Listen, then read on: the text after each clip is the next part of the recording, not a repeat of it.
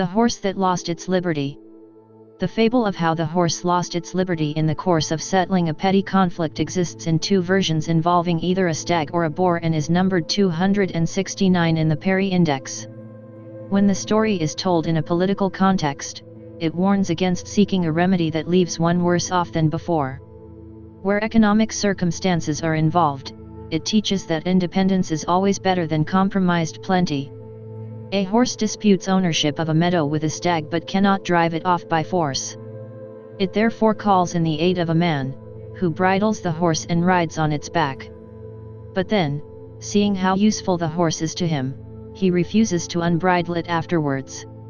The story is related as an example of telling a fable in Aristotle's work on rhetoric and is there ascribed to the poet Stesichorus. The fable was also told by the Roman poet Horace, widening its significance as an example of how one should be content with little rather than losing personal liberty in quest of more. William Caxton included the story in his collection of the fables of Aesop under the title of the Or, of the Hunter and of the Hurt as teaching the moral given by Aristotle that none ought to put himself in subiction for to ownge him on other. Samuel Croxall cites Horace's conclusion that one should never yield one's liberty to another for reasons of avarice. The fable was told as the horse seeking vengeance on the stag in La Fontaine's Fables and ends on the reflection that without personal liberty all other purchases are valueless. The alternative version of the fable concerns a boar that muddies the horse's watering hole or else flattens his pasture. Seeking vengeance, the horse requests a man to hunt down the boar. In the end the man reflects that he has not only gained a prey but a slave as well. This was related by pThis and concludes that those with quick tempers ought not to put themselves in the power of another. The story would be appreciated by pThis who, like Aesop too, was once a slave himself.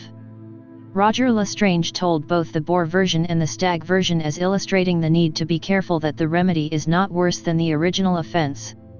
There is a possible West Asian source for the story of losing one's independence in quest of a better life, which was the context of Horace's interpretation.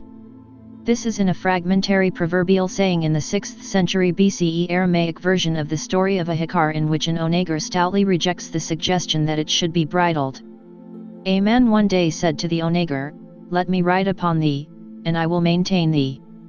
Said the wild ass, "Keep thy maintenance and thy fodder and let me not see thy riding."